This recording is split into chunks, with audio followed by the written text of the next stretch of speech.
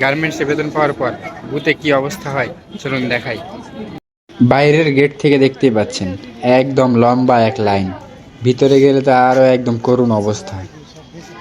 এমন লাইন ধরে থাকা হয় ঠিকই, কিন্তু টাকা উঠানো যায় না, কারণ এক একটা মেশিনে 3টা 4টা লাইন ধরে থাকে। মেশিন আছে অনেকগুলা, কিন্তু লাস্ট অবধি কেউ টাকা পায় কেউ পায় না, কেননা অনেক মানুষের ভিড়। আবার ভিড় যা আছে তা আছে, এক একজন মানুষ কার্ড নিয়ে আসে 4টা 5টা করে, নিজের কার্ড, আত্মীয় স্বজনের কার্ড, বন্ধুদের কার্ড।